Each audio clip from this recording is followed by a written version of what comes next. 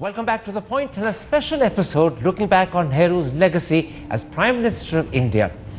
Swapan Dasgupta, let's come to those two areas that we mentioned right at the end of part one, and let's begin with Kashmir. Nehru faces criticism for taking the Kashmir dispute to the UN and also for committing India to a plebiscite which in fact never happened. As you view Nehru, do you believe that those two were unforgivable mistakes or were they understandable at the time?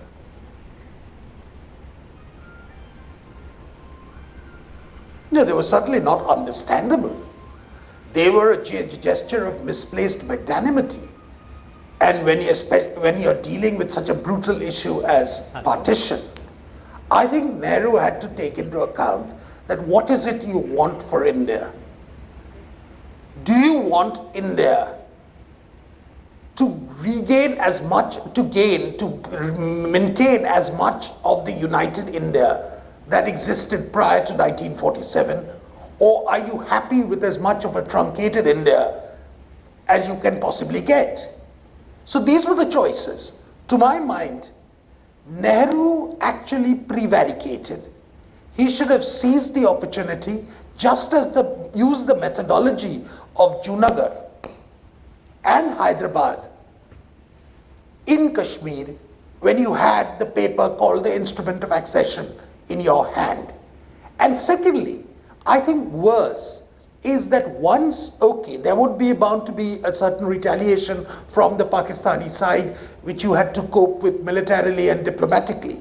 But to put it in the hands of a multilateral body like the United Nations, over whose decisions you had no control, and where the odds were really weighed against you, I think, to my mind, was a colossal error of judgment. Okay. And stemmed, again, from this naive belief that really politics, statesmanship, etc. are all born out of gentlemanly agreements or disagreements. And at the end of the day, if the UN decides, well, Kashmir should ideally go to Pakistan, you can hand it over on a platter. It's a legacy for which we are suffering. Okay. But I guess we had an opportunity again during Simla Accord, but we need not go into that later for the moment. But yes, I think it certainly betrayed Nehru's naivete. Whether that was also manifested in the over-reliance on Krishna Menon, okay, on believing that Tibet constituted a very benign expression of Chinese reconquest. It was part of that mindset. Okay. Gopal Gandhi, Article 370 was put into India's constitution on Sheikh Abdullah's insistence and certainly with Nehru's complete willingness to accept it. Now, in your eyes, is Article 370 another Nehruvian mistake, as many today believe, or do you believe Article 370 was the glue that gave Kashmir the reassurance to accept accession and therefore critical and necessary? Which of the two? Well, the Article 370 is not the creation of one man. That one man is not Jawaharlal Nehru. It was the creation of a common assessment of the situation. And it has, I think, served us well. It has also created very great problems. But by and large, if you were to look at it in the tapestry of history, you would know that this is a very unique Indian response to a very strange and complicated situation. I do not believe that we should judge the working of the Article 370 from the perspective of what has happened in very recent years. We should look at its intention. Okay. We should look at what it tried to seek to do.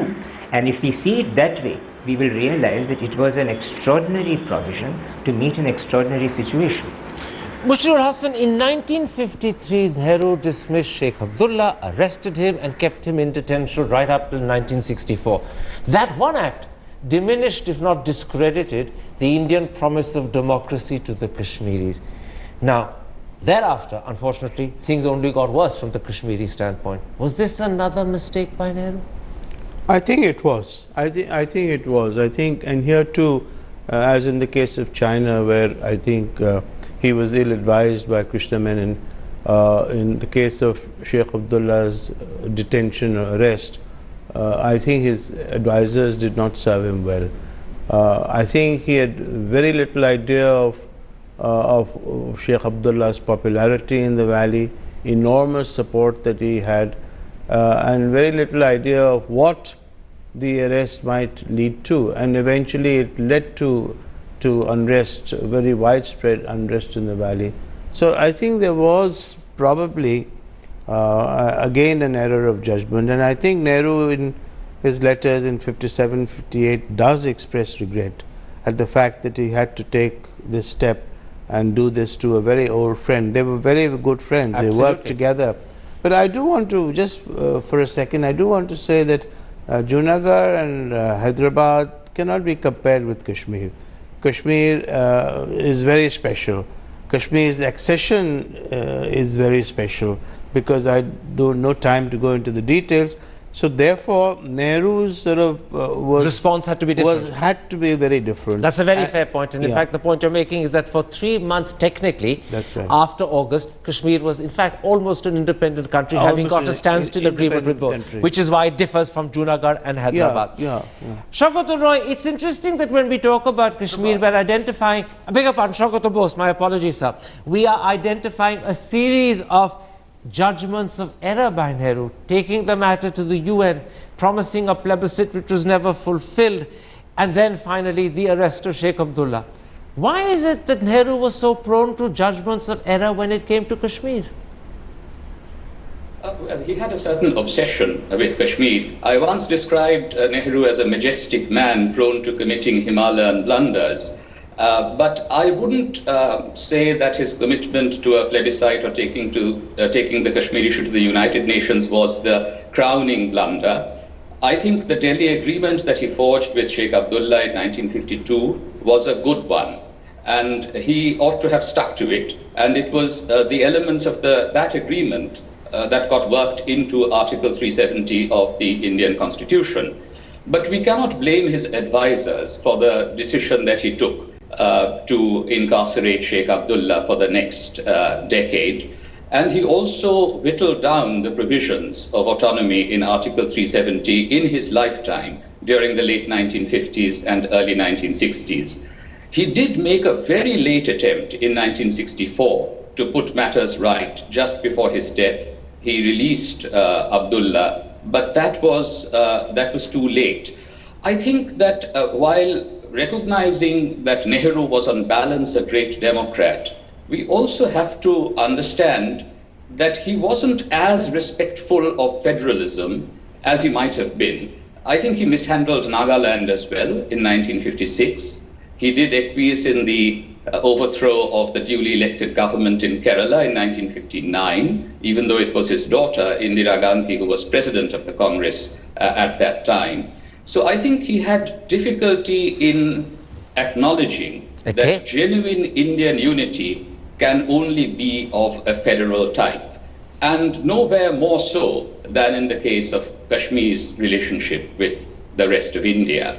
So that was, I think, sort of a blemish in Nehru's illustrious career. Now, Gopal Gandhi, let's come to that second area where today, at least contemporaries of our time, believe Nehru failed, and that's the economy. He's often accused by people of gifting India what's called the 3% Hindu rate of growth. Did the mixed economy which Nehru championed throttle enterprise? Or is it the reason why India was able to boast of big dams and major steel plants that Nehru in his time used to call the temples of modern democracy, modern India? So that question will be answered by people according to their positions and predispositions. I would like to hazard one. There would have been nothing to privatize today had Nehru not ushered in mixed economy.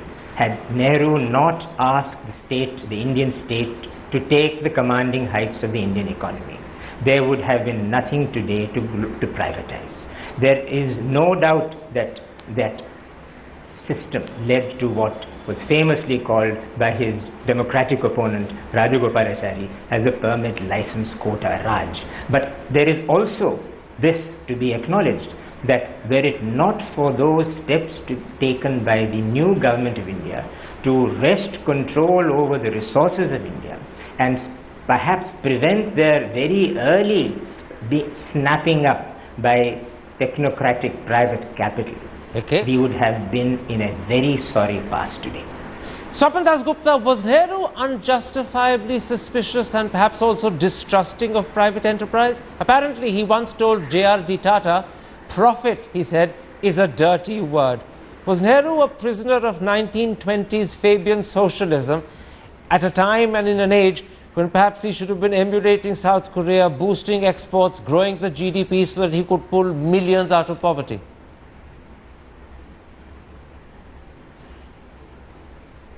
You know, statism, particularly of the Fabian variety, was really the fashion of the day, particularly in Britain. And Nehru was greatly influenced after the Labour's victory in 1945.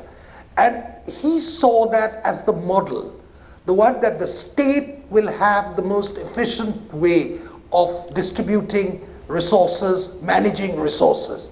It was based on contemporary fashion. And I must say that in that sense, Nehru was by no means the only person of his time who did what he did. The problem really arose not that the state would have some role or even a large role in capital formation in India, in building certain infrastructure projects, but that he created an environment which was later taken to its ridiculous culmination by his daughter, Indira Gandhi, whereby the role of private capital was consciously disavowed. I think Nehru had an aesthetic repugnance of what he saw as the Lala, the Baniya.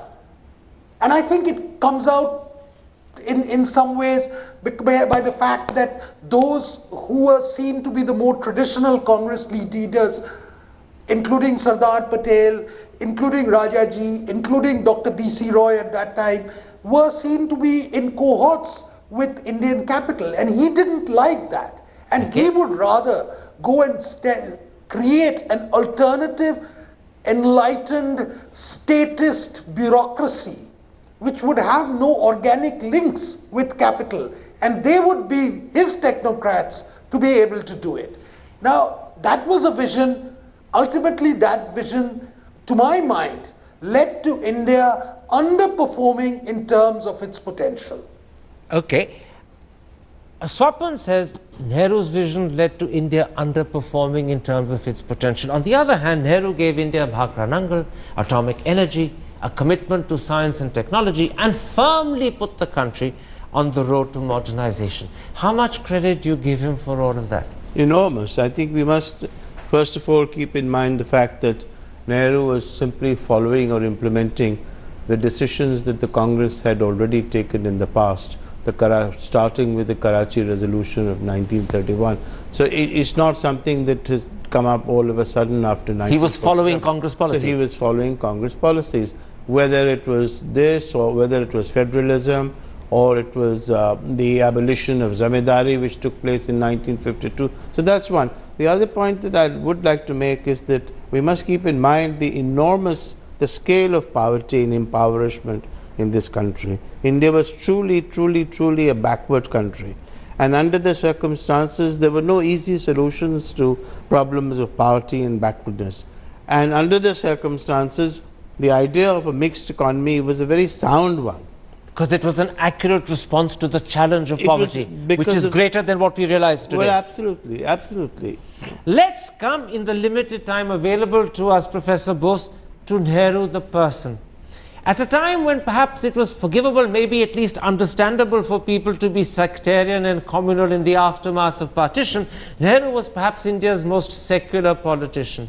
Today, when we preach rather than practice secularism, how much credit do you give him for his unquestioned commitment to it? Or do you sometimes think there's some truth to the BJP criticism that in Nehru's secularism was a very substantial anti-Hindu element? I think there was no anti-Hindu element in Nehru's secularism at all. If I may, I just wanted to also add that in terms of economic policy, I don't think it was, Nehru's socialism became a stifling form of statism, but that is not what I would criticize him for. He was a secularist and a socialist. Now, as a socialist, what I would fault him for is not actually concentrating on primary education and primary health. He built our scientific establishments, he built us a heavy industrial base. We are grateful to him for that. But he had promised 100% literacy in 10 years in 1947, and he wasn't even halfway towards that goal.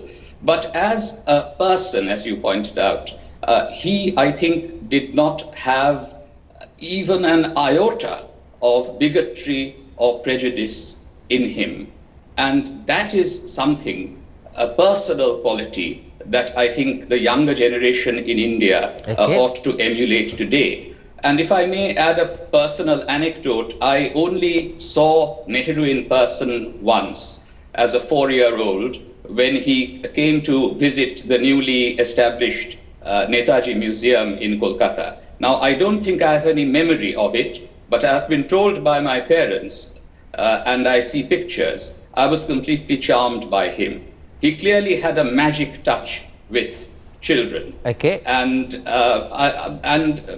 he was able to just win over people with an expression of love, of affection, and a clear sense that he regarded every human being, whatever his or her social background, as equal. You know, Mr. Gandhi, in the middle of that answer, Professor Bose almost stole the question I want to put to you, and it was the fact that there's a certain contradiction in Nehru's personality. He was perhaps our best educated, certainly our best read Prime Minister. He went out of his way to write those famous letters to educate his daughter. And yet when it came to primary and secondary education for the country he ruled, it seemed to lose priority. IITs and IIMs got a lot of importance, but primary and secondary education didn't. How do you explain that contradiction? I'm very glad you asked this question, Karan. He was basically a teacher. There was something very professorial about him at one level, but also very much of a parental teacher.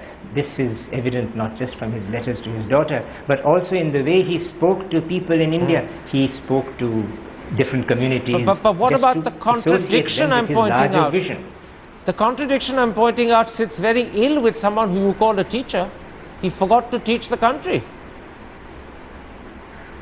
I would not agree with you there at all. I do not think he forgot to teach the country anything. I think he probably forgot to express to his own party some of the tenets of the Congress's freedom struggles ideas, and allowed his party to drift into a kind of servile we're talking, I'm afraid, of different types of teaching. That was, I think, his greatest failure as a teacher. Teaching his colleagues in his party was not his strong point, not his achievement. You may well be right that he failed to teach his party. Let me very quickly bring in Professor Hassan, because he is in fact the only academic other than Professor Bose who's here with us. Do you think Nehru failed to pay enough attention to primary education? No. IIMTs and IIMs, but not primary education? I don't think so. In fact, it's completely untrue, because all the later day schemes that developed in the 60s and the 70s after Nehru's death owed their origin to Nehru. We must not forget the fact that at a time in 1947 there was a big debate whether we have to restrict higher education to certain, with people of quote unquote aptitude. Nehru was the one who said, no, we must open it to all. But did he do enough to educate people in terms of the 3 R's? Yes. He did. The primary centers, primary schools and secondary schools were set up under the government patronage, but given the size of the country and given the fact that the illiteracy levels were so very high, Nehru could not have possibly achieved his goals in 17 years' time. Swapan Das Gupta, I'm going to give you the last word. Try and give me, Swapan Das Gupta, an overall verdict of Nehru. Non-alignment, the economy, China. as well as democracy, as well as failure to do enough for primary education. Give me a final verdict on the man, a quick one.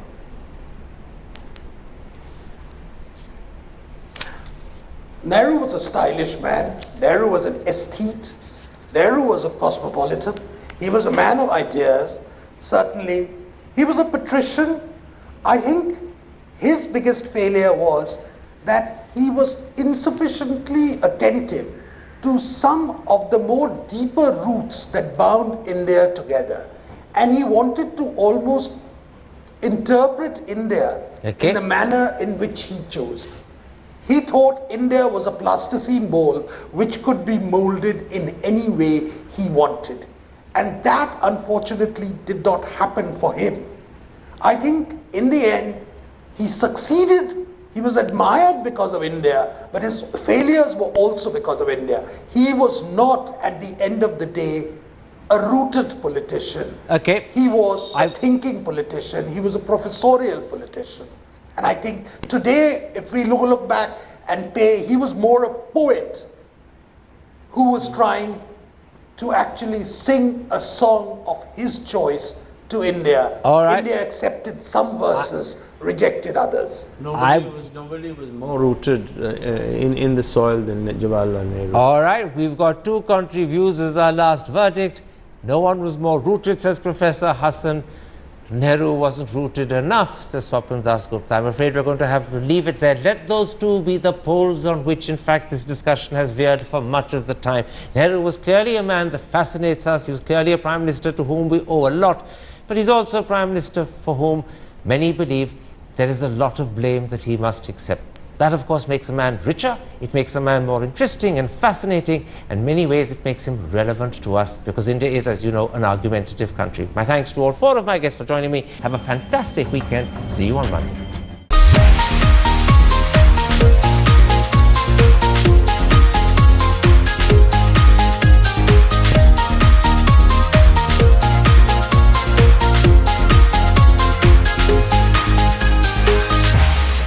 And when you're dealing with such a brutal issue as partition, I think Nehru had to take into account that what is it you want for India?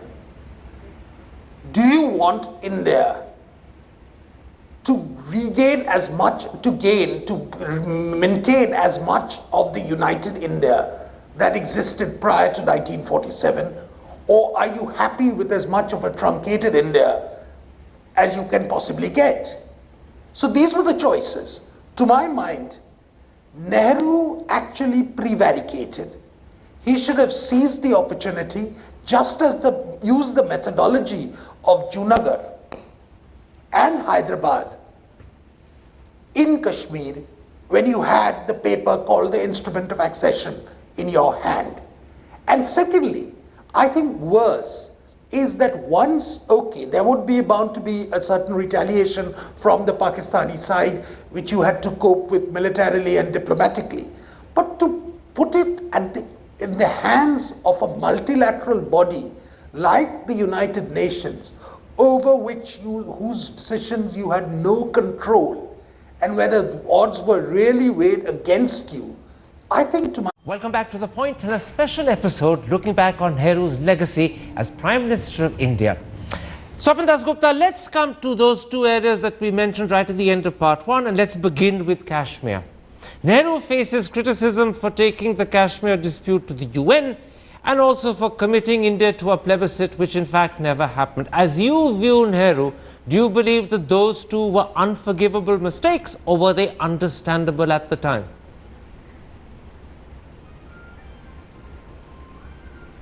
No, they were certainly not understandable. They were a gesture of misplaced magnanimity. It certainly betrayed Nehru's naivete. Whether that was also manifested in the over-reliance on Krishna Menon, or believing that Tibet constituted a very benign expression of Chinese reconquest, it was part of that mindset. Gopal Gandhi, Article 370 was put into India's constitution on Sheikh Abdullah's insistence, and certainly with Nehru's complete willingness to accept it. Now, in your eyes, Is Article 370 another Nehruvian mistake, as many today believe, or do you believe Article 370? In my mind was a colossal error of judgment, Okay. and stemmed again from this naive belief that really politics, statesmanship, etc. are all born out of gentlemanly agreements or disagreements, and at the end of the day, if the UN decides, well, Kashmir should ideally go to Pakistan, you can hand it over on a platter. It's a legacy for which we are suffering. But Okay. I guess we had an opportunity again during Simla Accord, but we need not go into that later. For the moment. But yes, I think